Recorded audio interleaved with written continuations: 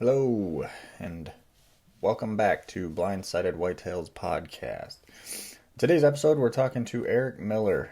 He is the founder of deadbuckhunting.com, Michigan resident, passionate about hunting. We're going to give him a shout. He had some success this year, and we're going to ask him how he did it. He's a public hunter himself. I'm going to get some details, see how he's set up and what he did to get on that deer. And we'll give him a shout right now.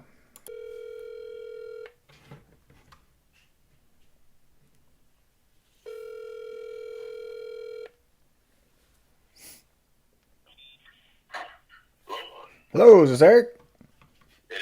Hey, Eric. Brian giving you a shout. How are you? Brian, what's happening, bro? So you saw some deer out there, huh? Yeah, we went out tonight, and I was kind of more just doing an observation in a new area. Yeah. And I just wanted to go down in those low areas and see if I could see anything. And I set up to see, and I actually accidentally set up on the main trails. So Yeah.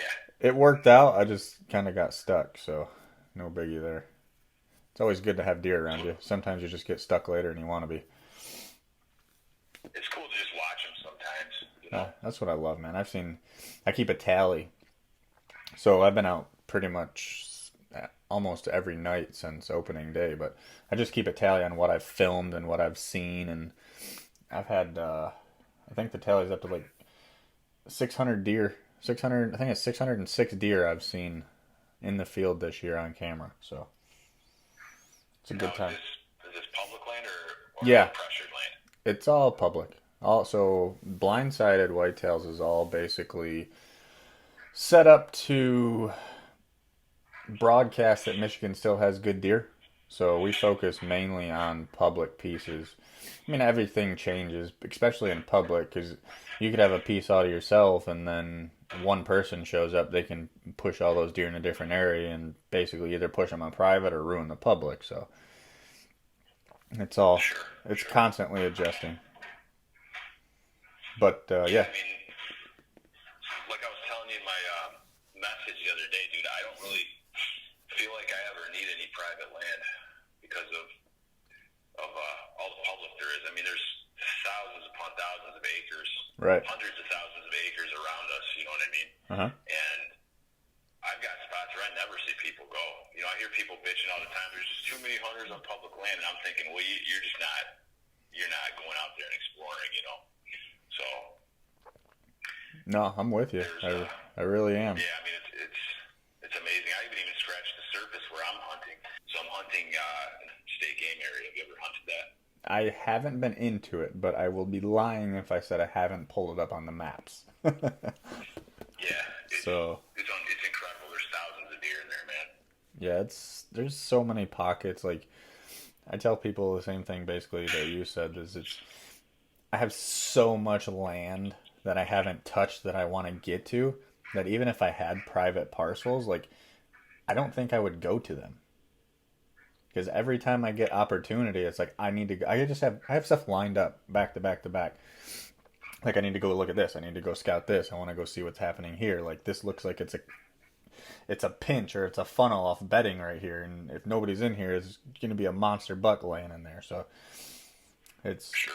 that's how my head works 24/7. So private's not really my thing. You're still limited on private too, you know? Yeah, it's actually interesting. So I got the podcast that is going to, there's going to be, there's a podcast with Josh. That's episode 2. And then 3 is going to be a kid named Justin Budd. And he hunts the, kind of like the central or the west side of the state. But he does private permission property. So it's similar to kind of like how we hunt in public, but he just goes around and gets permission on a huge chunks of land. And our conversation today was pretty neat because he has, the kid's got to have 4,000 or 5,000 acres that he just is rotating through. And it's super neat, and you'll see it when a podcast comes out and goes on the page and everything. Actually, if you go look at our page, you can see some of the deer. I just shared a post talking about him. But in the last 2 years, man, he's just killed some stud bucks. So that was cool to see. Nice. But other than that, Nice. yeah. I mean, I focus mainly on public, and the brand is based on public. So most of the guys I'm trying to talk to are mainly public. But I guess in my eyes, if you don't own the private, and anybody can go ask that guy to hunt it, and they're gonna say yes, that's just about the same as public. It's everybody Right. has permission for it. You know what I mean? So Well, I tell you what, too, all of us, even though we hunt public land, if someone offers to me to hunt their land, like a friend or whatnot, I'll go check it out. I'll go hunt it. I don't care, you know. But I tell you what, the bucks that you shoot on public land are just you appreciate them so much more. yeah, they're earned. I mean, it's something so much that's. more work.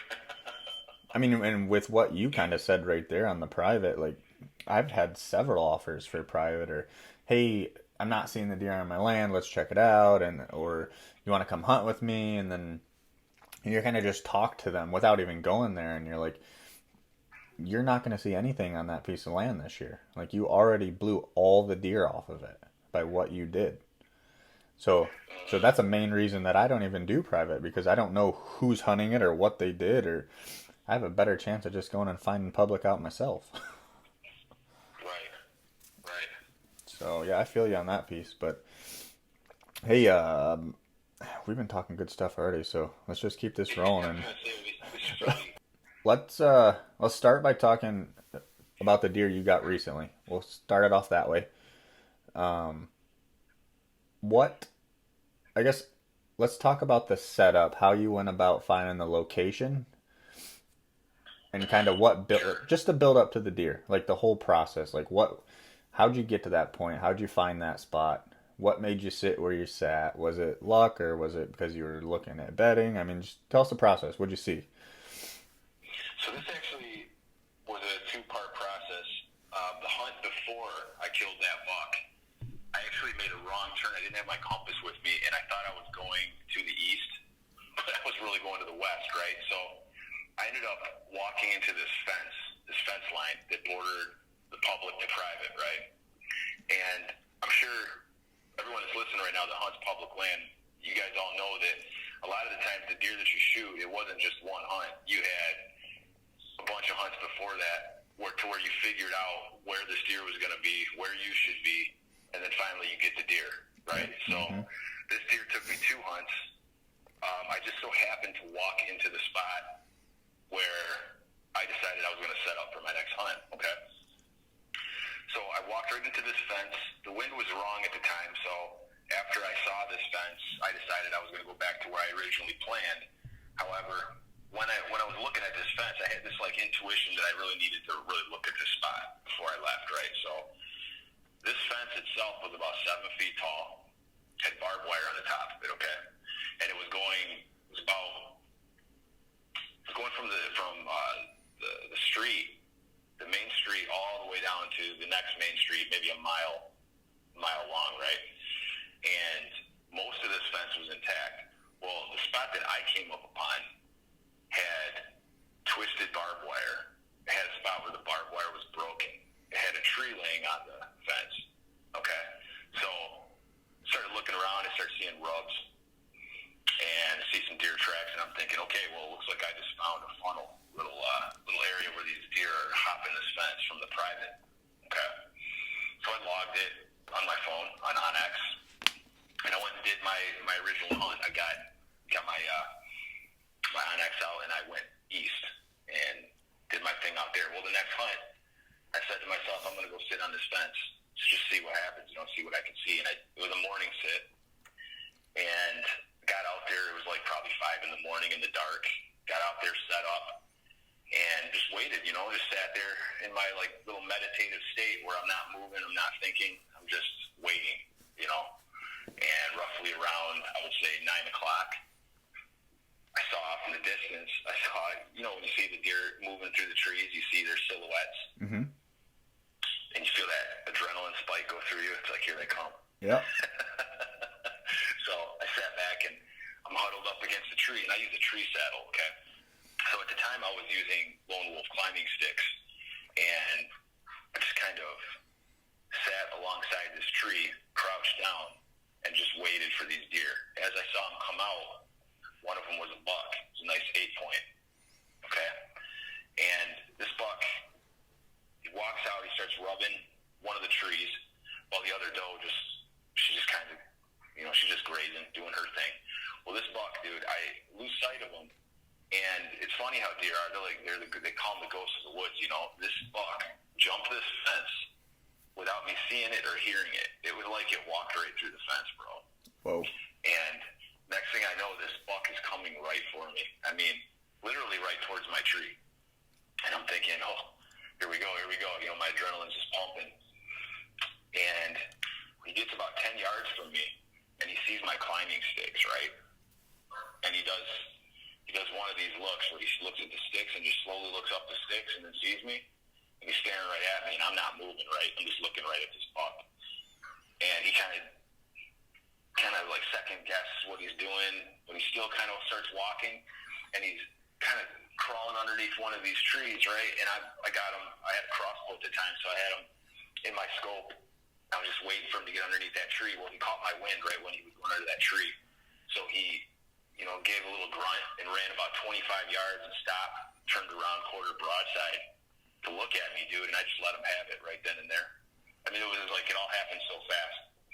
And he ran about, I'll say 50 yards, then started stumbling, caught himself, and then just started walking real slow. As soon as he did that, I knew I got him, But it was an excellent moment. That's awesome. And I want to tell all the guys out there that are listening, if you find a fence that borders private to public, it's definitely worth scoping out. Go try to find some deer sign. Go look to see if you can find little hairs and stuff on the fence or twisted barbed wire, areas where maybe the land on the private or the public side is higher than the other side, so they can hop the fence a lot easier. More than likely, you'll be rewarded eventually if you hunt a spot like that. What was the type of terrain that was around there? Was it like just hardwoods? Was it the fence? Was it like a ag field separation, bedding? What were you looking at? So it was hardwoods. There was a little field past some pine trees. So there's a big cluster of pine trees in the middle of hardwoods, and then you had the fence, and then you had hardwoods in the back. Okay. So they were coming out of that field. I don't know anything about that private land or what's over there, but I know that it's loaded with deer, and those deer are coming back and forth from that private to public, and there's actually a spot on that parcel where it's like a funnel. They're moving from that private land through the public to the other private land. Okay. So it's a good spot to ambush deer. You know what I'm saying? So are they just crossing, or do you think they are like I'm assuming they're probably bedding on the private, and then is there a food source in the public? Oaks, acorns, anything like that? Oh, there's acorns everywhere. Okay, so they were crossing. This hardwood area is mainly oaks. Okay, so they were crossing right there, probably feeding, and then hitting either another food source or transitioning into a different bedding area on the other side. It's hard to say too because they're so unpredictable. I mean, they may have been bedding on the public as well. There are a couple thick areas in those hardwoods. It's really hard to say, but yeah, I think that those suspicions are pretty correct, pretty close, Yeah, well, you found yourself a funnel in a little pinch, so that's exactly what you look for in the woods, whether it's a bench going down a steep ridge or, a transition area across a swamp or something that pushes them to one point. Everybody, especially, Michigan got rid of the bait down here, or on the southern part of the state, the mitten. And a lot of guys struggle with that. They can't bait, so they don't quite understand it. So, these last few podcasts emphasizing pinch points and funnels and explaining, what these are, it's critical to these guys. I think it's going to help a lot of guys get on deer when they're, the ones that are trying to get bigger deer anyways. Yeah, the whole baiting thing is, I don't know, it's kind of ridiculous to me. Because of exactly what you just said. I mean, there are so many areas. You can find it from aerial views. When you're looking at the public, you can get pretty good intel as to where you think these deer are going to be moving. Now, obviously, once you actually get there to the woods, to the public, it can change. Your whole plan can change, But But yet, I mean, you got to learn how to hunt, you know. That's a process for sure. So that's a huge part of this podcast. But I mean, you brought it up, so let's talk about it. What when you go about finding an area, how do you go about it? I mean, are you looking? Obviously, you're using Onyx. What are you looking for? Same thing we just talked about. You know, I'm looking for funnels. Okay. We just talked about. I'm looking for areas that border private land. I'm looking for thick areas in the public where I think these deer are bedded.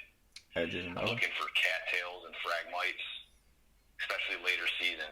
You know, right now the bucks they're running around everywhere, but come late season after the rut, they're all going to be running to those swamps and those cattails. So that's a big deal. You know, there's a buck I found the other day, and he was too small. He was a 6-point. I was hoping a bigger one was going to come out, but I basically found a bedding area. There's a bunch of phragmites, and I saw these trails going into it, phragmites, you know. Mm-hmm. I'm thinking, okay, well, I'm just going to sit out here right before dark and see what comes out, you know. Hopefully a nice shooter buck comes out. I mean, he was a buck, but he was only a 6-point. Cute little guy. Just let him, you know, go back to doing what he was doing. We had a little stare down for it seemed like 5 minutes, but it probably was less than a minute. But it was just one of those cool moments where he was just staring at this buck. He knew I wasn't going to shoot him, though. He didn't spook. He just looked at me. I looked at him, and then he decided, okay, I'm going back in my bed. And he turned around and yeah, that's it. Walked right back into it, you know. That's what you got to do to find these bucks. You got to get to their bedding areas, and you got to wait until they come out at right before dark. Got to get close enough to see them. Yeah, and it's kind of a skill too, because if you get too close and they know you're there, then they're not coming out. Oh, absolutely. So once you get your spot on the map, you just mark a bunch of them. Are you doing this postseason, preseason, in season, all the above? What's your preference on finding spots? So really, postseason's the best because it doesn't matter. You know, you can go crash into a bedding area, check it out, and then leave.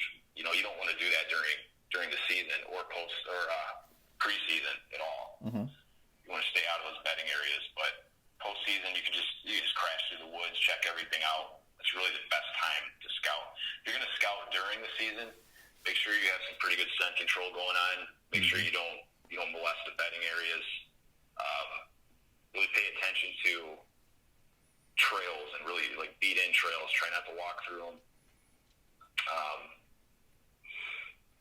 Same with preseason. I would say if you're gonna scout preseason, do it a month before the season, and then leave those spots alone. Right. You know, give about a month for your scent to leave. Now, of course, during on public land, other people can crash through that stuff too. But that is what it is. That's part of the game. That's a huge part of public. That was going to be my next question. Once you get to a spot, you figure it out. You think boots on the ground, everything you like. What do you pay attention to for pressure? Are you looking at it? Does it change how you hunt it? Do you just pull out of an area?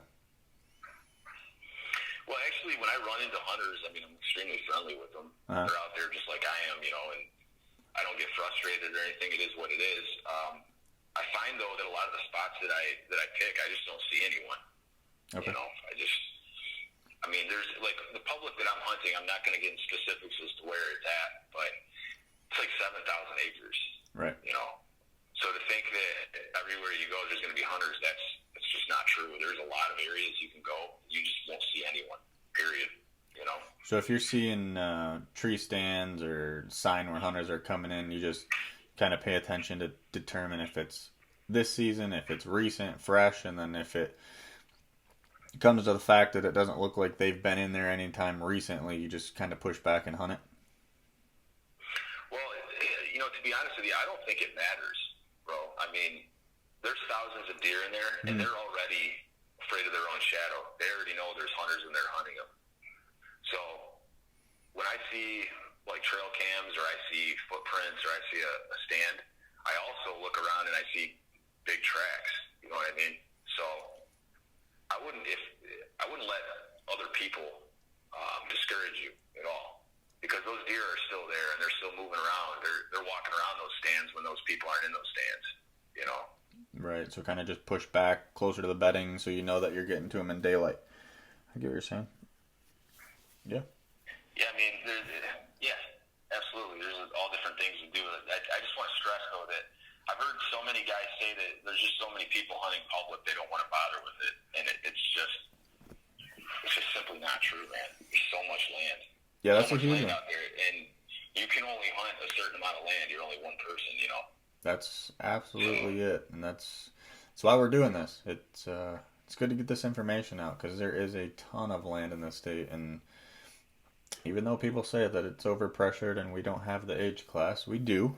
They're just sometimes a little harder to get on if that's what you're going after. But there's so much land that you can definitely find them if you try. Yeah, there's thousands of deer, bro. In any given public land in Michigan, I mean, yeah, the smaller parcels are hard, obviously, but when you start talking about thousands of acres, thousands upon thousands of acres, there are big deer in there. And which brings me to, like, your beliefs. Mm-hmm. Your beliefs about, like, your hunting, you know. I'll give an example with fishing real quick. So when you're on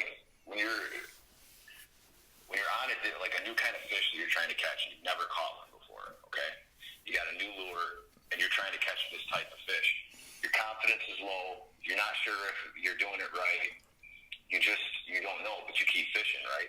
As soon as you slam that fish and you catch that one fish that you were targeting with that style that you're fishing, all of a sudden, bam, you're confident. You know it works. You know the fish are there, and you start catching them, right? Mm-hmm. The same thing goes with hunting. You go out there in that public land, and you have these beliefs that there's too many hunters, or there's no bucks here, there's just little bucks here. You're going to run into problems, man. And as soon as you do see that there are big bucks there, it changes your whole outlook on everything, you know. Oh, absolutely. I'll agree with that. I don't know if you've experienced that.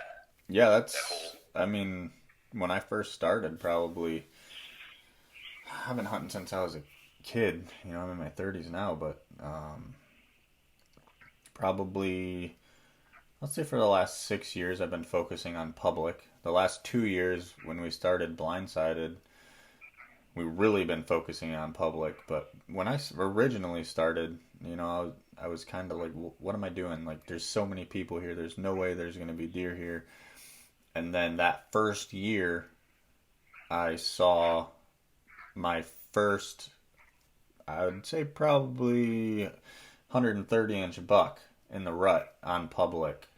And ever since then, it was just, okay, they're here. Let's do this. Yeah. So, yeah. Totally changes you, man. That's it. And it just takes one time. And it's, you know, the thing I try to tell everybody, and you mentioned it too, the sign just doesn't appear. It's created by something that's there. So if you're in there and you see that sign, a big 3-4 finger track, you're seeing chest high rubs, you know, there's not people just going through and doing that. That's made by an animal.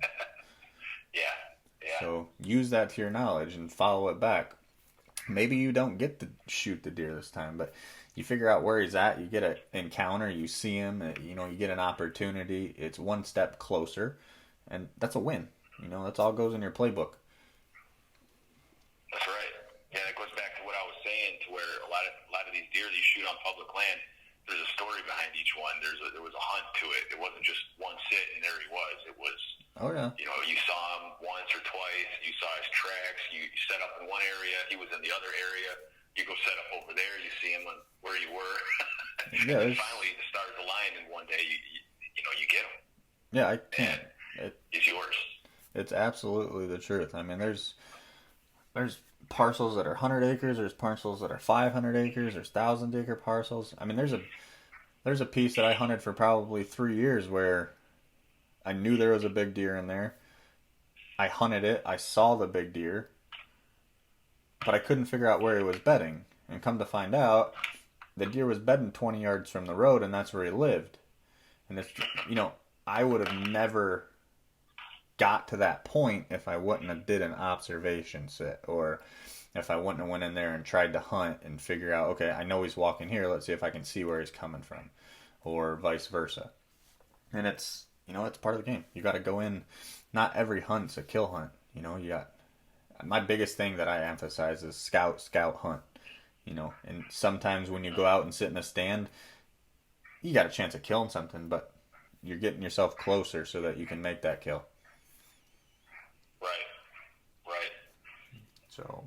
And you should always mark your spots too, and go back to them. You're constantly, when you're in the woods or you're hunting public land, you have to constantly be aware of everything around you. Oh yeah. And when you see something new, it's going to lead you to another place. That's something that I can't emphasize enough, man. I take notes and journals, and I was real bad in the beginning, where I would just kind of go out there and come back, and then what I realized is that a month and a half into season, the first couple weeks are vague. You don't remember what happened really anymore. So you're out there and, you seem to be repeating yourself. So it's good to keep notes, just keep mental notes, whether it's in a journal or, some guys get real analytical about it and take day by day notes, but just, Onyx, when you mark it, you can mark your spot and then you can put a little note in there. This is what happened, this is what I noticed, this was the wind, whatever. But all that stuff's important, because if you don't build it up, you kind of just lose it, Sure, and I want to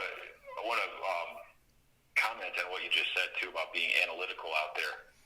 There is, absolutely, you want to be analytical, 100%. Mm-hmm. That's part of the game. You want to use your logic, figure out where these deer are coming from, and scout and whatnot. But there's another aspect of it too. It's not logical, and it's kind of a little bizarre. And I don't know how many guys that listen to this are going to resonate with this. But if you open up to your subconscious mind as well, and you allow your intuition to kick in, mm-hmm. that will lead you in a lot of ways as well. And it's almost like a connection to the forest. It's really bizarre. It's kind of like what Ted Nugent's talking about, the spirit of the wild. Oh yeah. So it's like there's a healthy balance of being analytical, but then at the same time following your gut. Yep, that's absolutely it. Go out there and mark everything down, figure it out, and then I can't tell you how many times I've done that, where I've been walking out into the woods and I'm going to a spot and I'm like, I think I'm going to hunt over here. And then you just walk over to that spot and sure enough, something comes out. So yeah, I get that too. Now, one thing I like to do, and I believe in a higher power, so I will ask the higher power, whatever it is, I'll ask them to bring me to the deer. Yep. And believe it or not, it works, man. Oh yeah. Next thing I know, I'll be walking the woods and I'm seeing sign everywhere. It's like, okay. There's a lot of guys out there that are. That's actually funny. I just watched Tyler. He just posted a video about his Texas buck he just shot, and he said the same thing. He was out hunting in Texas, and then he shot it over, I think it was a 10-point, shot over its back, and was freaking out and upset.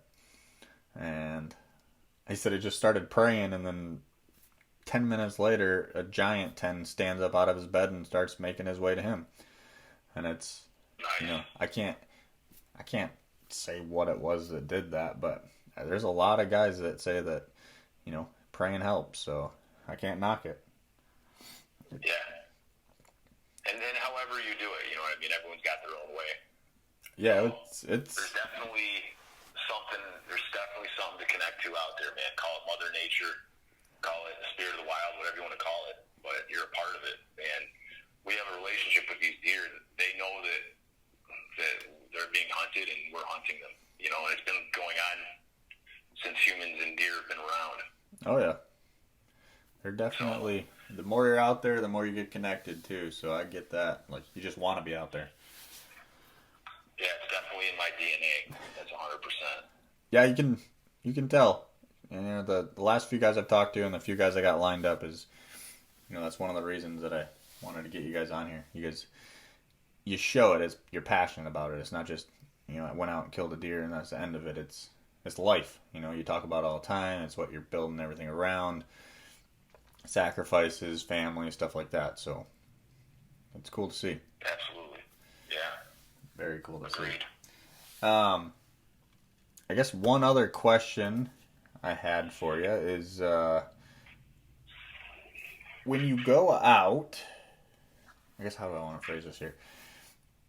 If you go out to a spot and you're hunting a deer, and we kind of talked about it a little earlier with pressure or whatever, and you get there and there's a bunch of guys hunting that spot that you're after that deer.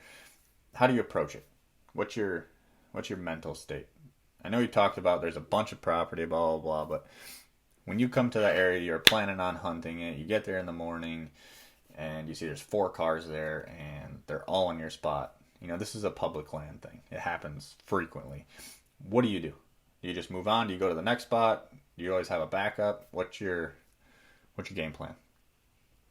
Well, I'm definitely not going to set up in an area where I walk into a bunch of hunters already hunting. You know what I mean? If I walk in and I see 2, 3 guys in orange, I am going to go to another spot, But like I said, once you've been doing this long enough on the public, and it doesn't take much time, you will have so many spots that if some guys are hunting your spot, it doesn't matter. You'll just hop on your aerial view and you'll just decide, okay, the wind's going this way. I can hunt this. Let's do it. And you get over there, and then you get over to that spot. You don't see any cars. There's no people. You know what I mean? So, but as far as cars being in the parking lot, that doesn't deter me either, because the area that we're hunting, like it might be, let's say it's a 100 square parcel. Yep. I'm sorry, 100 acre parcel. Mm-hmm. If there's 2 other cars and me, so there's 3 of us out there on that parcel, chances are we're still not going to see each other. So I really don't let other hunters discourage me. I don't think it matters. I don't. Sure, they can. Another hunter can ruin your hunt, but like we said, that's part of the public, man. There's no reason to be mad about it. If I see someone and they say sorry, say no problem, brother, do your thing. And oh, absolutely, I'm with you on that. And they might even push the deer to me, so that can happen. Yeah, that's a big strategy. When I talked to Spencer and Josh both, they talked about using other hunters.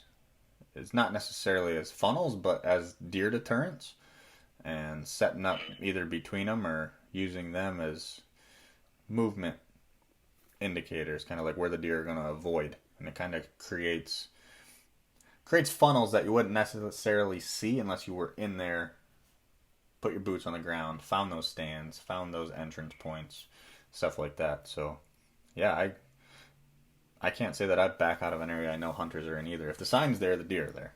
It's just a matter of seeing if you can get to them in daylight. So, very cool. I'm with you on that. I want to mention, if you want to stay away from hunters, stay away from field edges and CRP fields. That's a huge one. I'm hoping a lot of guys get that. Guys are going to those CRP fields, man. I'm hoping a lot of guys get that from this podcast. Is big bucks, and not necessarily big bucks, mature bucks, do not go to field edges. You're not going to see them. They're the big mature bucks or the older mature bucks. They know what field edges mean, and they're not approaching that until after dark. And it's, the 1% chance you get them on a hot doe and she pulls them out there, but you got to be in the cover. Just like you said, find pinch points inside the hardwoods where there's thick transition cover, stuff like that. That's right. Especially swamps, man. Mm-hmm. Absolutely. Anywhere where people don't want to go is where you're going to find big deer. Yeah, it's one of my favorite sayings is from John Aberhart, where he talks about, pretend that somebody's out there trying to kill you. Where are you going to go? And that's it's one of my absolute favorites because it's the truth. You're not going to stand in the middle of that field. It's just not going to happen. Right. All right. Well, we talked deer hunting and setups. I know you mentioned your website, deadbuckhunting.com. What got you into this? What drove you into hunting? What drove you into your website and stuff like that? Well, the website itself, see, I run my own business. I own a roofing company, and Okay. I've been doing that for the better part of 10 years now. I'm almost 40 years old. I'm 38. Okay. And so I'm business oriented, and hunting has become my life 100%. Like, I'm kind of obsessed with it, bro. Yeah. Kind of, I need to balance a little better. So with that said, I thought to myself, well, how could I make money doing this, you know? And just kind of came to be that, hey, I could sell hunting gear. I could set up a website, set up a brand, and just do this, you know? So that's what I'm doing. deadbuckhunting.com. And it's in the beginning stages right now. I just set up a YouTube channel as well, and I have a GoPro 8. I bought a bunch of batteries so I can constantly have the GoPro on. And I'm just gonna get started, man. I'm just gonna start filming my kills and showing people what I'm doing to find these deer. And as time goes on, it's going to build. And hopefully one day I could retire from roofing and just, you know, be hunting full time. That's awesome. Be nice. That's awesome. I mean, that's biggest thing is finding your passion, man. It sounds like you did. So if it pushes you to do it and you can do something you love, absolutely follow it. So that's super cool. You know, there's nothing like that feeling, that dagger of adrenaline that goes through your body. Mm-hmm. It's unreal. That shake after you shoot the buck, it's amazing. Yeah, I crave it, bro. I mean, there's so much to it. I mean, you got that aspect. You got the aspect of, you know, the satisfaction of all the work you just put in, and it was successful and it worked. I mean, anybody that puts hard work into something wants to be rewarded. So you put hard work into something repeatedly and you don't get any success, it sucks. But when you go out there and you know, are persistent and you dedicate yourself to it, and then you shoot yourself a deer that is in your range of what you were looking for, and you get bit by the bug, and that's, you know, it's a downhill slope. That's all you want to do. Right. So. Right. Craving my next fix, bro. That's it. I can't tell you how many times I've shot a deer, and it's just, you know, and a lot of the hunters that are out there, they want meat, and I respect that, and that's awesome. But there's another side to it where you get out there and it's not the kill. You know, you're not after the kill anymore. It's the chase. It's figuring the deer out and getting on them. And, you know, like you mentioned earlier, just watching them is, you know, that's part of the game. That's fun. To me, that's fun.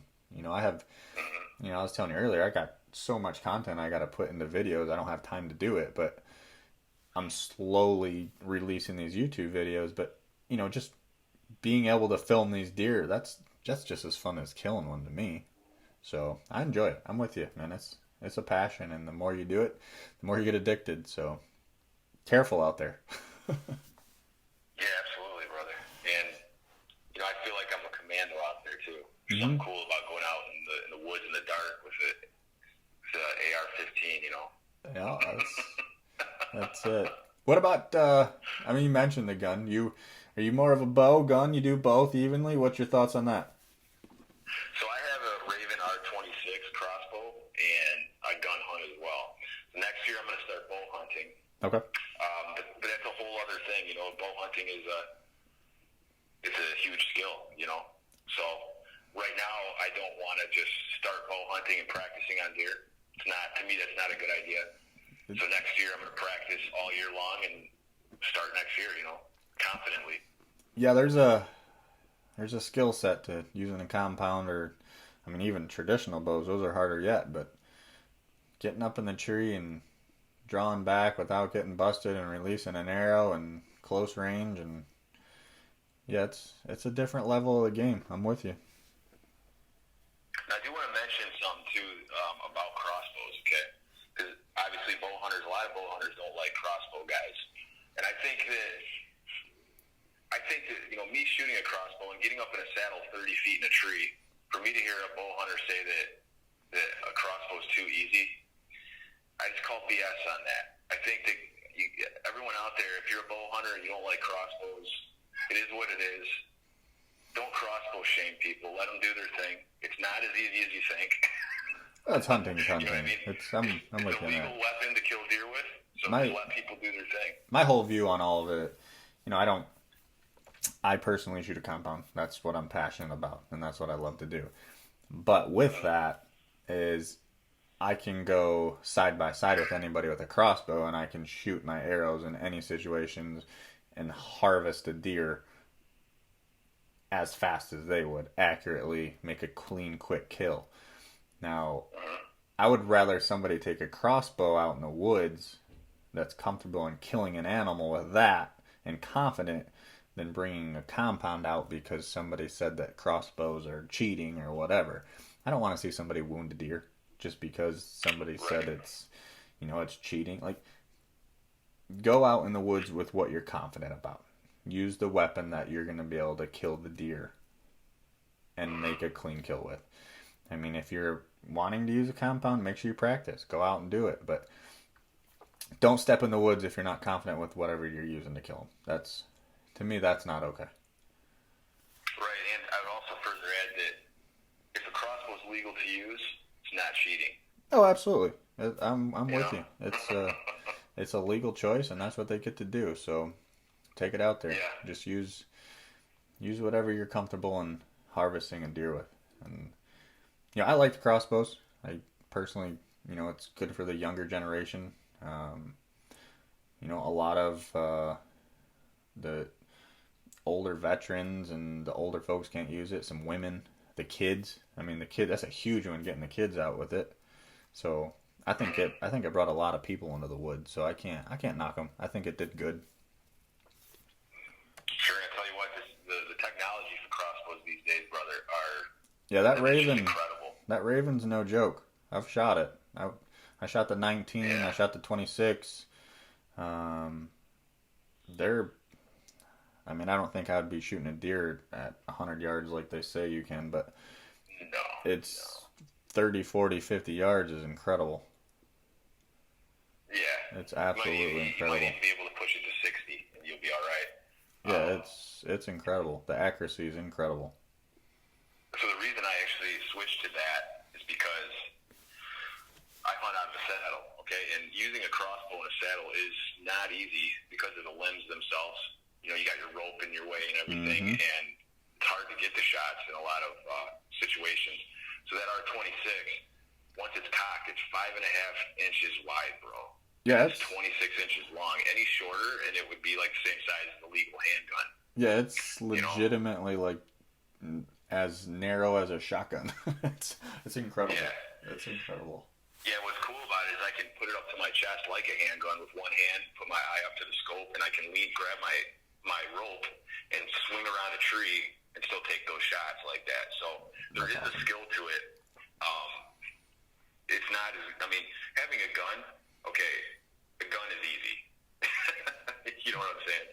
The crossbow, not so easy, especially when you're up in a tree and you're trying to maneuver that crossbow. It's still something to be said. Definitely takes practice. As the skill level goes. You should definitely practice. Whatever you use, you should practice. Especially if you're hunting out of a saddle. I hunt out of a saddle. I love it. I do a lot of long walks, so I enjoy it. I still got all my stands and I got all that stuff, but the saddle's nice, man. Especially when I'm crawling through swamps and thickets and hackberry bushes and all that crap. It's nice to have a saddle. You can be a lot smaller. So I'm with that for sure. Definitely so much lighter too.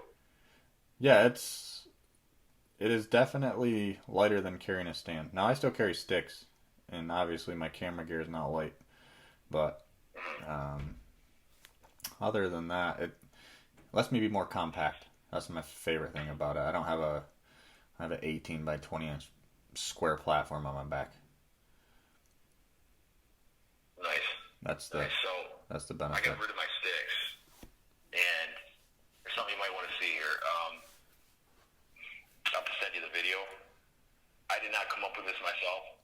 A couple guys on YouTube did, and some people are doing this, myself included. I basically take a lone wolf tree stand seat, the mobile tree stand seats. Yep. And I modified it. I took the cushion off, and I take a strap and wrap it around my feet. Okay. And I put that around the tree. I sit up there, put the strap around my feet, and then set my saddle up on the tree, right? Hook it to my saddle. I'm sorry, set the rope up on the tree and hook that to my saddle. And then I basically pull the saddle rope as high up as I can, sit down, and then I push out on the tree and I kind of crunch my feet up. Okay. And put that platform higher. And then I stand up on that and I inch the rope up even higher. Now, it's going to be easier to understand what I just said by watching the video. No, I get what you're saying. I think I've seen what you're talking about. It's so light. Like, my setup went from being backbreaking to it's almost like I don't have anything on because I just got ropes in my backpack and this little climber. Yeah, that's nice. That's as close to one sticking as you can get. I've seen a lot of videos with the one stick, and I mean, that's a neat concept too. So I think the technology is just going to get better. I mean, I personally have some things in the mix that hopefully next year I can get released, but we'll see. I mean, there's a lot of stuff out there. I'm an engineer, so I get the benefit from playing with all that stuff. Yeah, absolutely. But got that analytical mind. Oh yeah, it's cool to see. Stuff, you know? It's cool to see the different personalities, backgrounds, and characters in the woods, and it's there's a lot of different aspects of a person that builds a good hunter, and it's funny to see them all come together because there's all types of different ones. I got guys that are that do carpentry all day, and then I got guys like myself that are engineers, or one of my good hunting friends is a doctor. They're from all over, so it's neat. Yeah, and there's all different styles and ways to hunt too. Oh yeah, so no one is doing anything wrong. Like if you're a guy that is making food plots on his land and you're managing your own deer, that's awesome. I'll probably do that when I'm old. That's why I listen. I listen to everybody. I have a spot where I can just pull my truck up and grab the deer and throw it in the back of my truck. Oh heck yeah! I mean, there's so just dragging it through the swamp. My retirement is I've said this since I was probably a late teenager, is I want 3 hunting lodges in 3 different states. That's one of my retirement plans. So to say that I'm not going to have land with food plots on it would be a lie. So I can't knock them. I listen to everybody's strategy. If it works and you're killing deer, I'll sit down and talk to you. Don't count me out. Yeah. So that's super cool. Well, I've been on here for 45 minutes, man. So I'll let you get off. I know you said you want to get in the woods tomorrow. So anything else you want to add before we get off this thing? I mean, anything you want to say to anybody? Tips, strategies that we didn't talk about? There is one thing that stands out that I was going to say, but I didn't get a chance to. When we're talking about other hunters. Okay. If you want to combat that situation, get in the woods real early, like in the dark. Yep. Real early. There's so many times where I see hunters coming in and it's like it's been light for 20 minutes. Mm-hmm. That's retarded. Yeah, there's a lot. I understand, like if you didn't have time to get there, okay, that's fine, but don't just go walking through the woods during the daylight. You got to get in there deep, and you got to get in there when it's dark, and get up in the tree when it's dark. Yep, get to your spot. Other hunters will push deer to you. Yeah, especially if you're in an area where there's people, and you got a spot set up where you can get in the woods deep and set up, and there's going to be pressure coming around as the deer are moving from food source. Yeah, that's a strategy in itself. Yeah, it's simple. It is a little unnerving, though, to walk out in the woods in the dark, but it is. If you use a red light or a green light, you're not going to spook the deer, and nothing's out there that's going to hurt you. So. Yeah, I can't. When I was younger, I used to get, there's a lot of morning hunts out of void because of that same situation. So I hear what you're saying there, but it's, I think the more you do it, the more experience you get with it, and the more comfortable you become with, understanding that the terrain you're walking as you're looking at a map, whether it's topo, the features, the different habitat structures that are shown in the picture. Like, even though it's dark, what you're approaching. Like, there's no getting lost. And then technology with the maps nowadays is, it's almost impossible to get lost out there. Right. especially in Michigan too. If you just walk one way, you're eventually going to be out of the woods. Oh yeah. Southern Michigan, maybe not northern, but Our swamps are a different story, but yeah. definitely if you're walking in the woods, you can get out. Man, I got some stories for swamps. Those things. You get deep enough in one of those babies. Oh, you get turned around a few different times. Well, there's a swamp. I don't know if I should mention it. Are you like mentioning public land on your podcast, or are we just keeping it quiet to where everyone can figure it out on their own? How do you want to do that?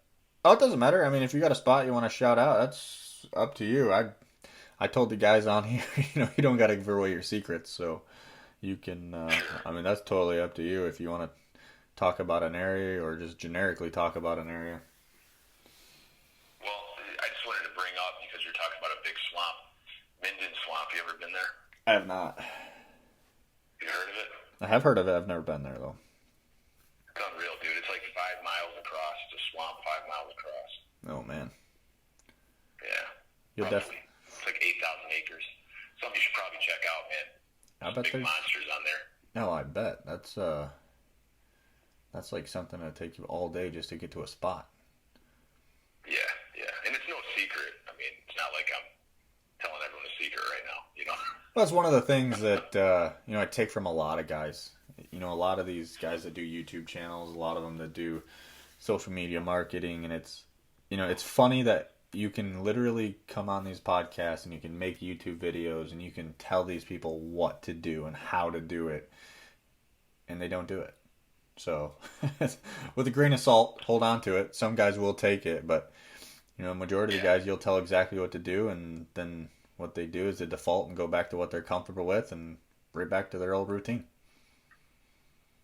Yeah, I hear that, man. It definitely takes something to do what we're doing. It takes something to go a mile into public land at night. Not everyone's going to want to do that, especially with waders on. And then you got to climb a tree 30 feet high. I mean, there's lots of stuff. We do some crazy things. You get on some good deer, but I mean, that's why we're doing it. That's why we're doing the podcast. That's why I'm getting this info out and telling guys, this is what we're doing. If you do it, you will see deer. I mean, you may not see a deer every time you go out, but if you consistently do it throughout a season, you'll have opportunity. I mean, that's just how it works. Yeah, you'll see deer more times than not once you get to a certain point and you have enough spots. You'll know where to go. You know what I mean? Oh, there's no doubt about it. I mean, the one thing I want to mention, though, is don't get too hung up on one spot. Like, if you go into a spot and you see good deer, and you hunt it a couple days, and those deer are, they're there, and then they're not there. And then you move, and then maybe the deer aren't there again, and you go another day. So now you're on to like 3 or 4 days, and you're not seeing deer anymore. Move. We got so many spots. Go find the deer. Like, don't waste time sitting in a spot where there's no deer. I mean, yeah, it was great and it was good, but that is telling you right there that the deer have moved for whatever reason. Food source, pressure, whatever it might be. Just, pay attention to the intel you're getting. Don't just sit there for no reason. I agree. So that's a huge part to it. But, all right, man. Well, I don't have anything else to hold you on here. I mean, I do. I got lots of questions to ask you, but I don't want to hold you out too late. You want to get out tomorrow morning. So we'll save that for another one. And then hopefully you get another deer. We can get you on here and have another conversation. Yeah, I'll talk to you when I shoot my next buck, dude. Excellent. That sounds like a plan. We'll talk again. But I'm pretty confident about it. Sweet. Well, I appreciate you taking your time, Eric. We'll get to you next time. Shoot me a message or some pictures of the one you get or whatever, and we'll have another chat. Cool. All right, man. Thanks for having me on, brother. Yeah, you have a good one. Talk to you. You too, Brian. See ya. Later.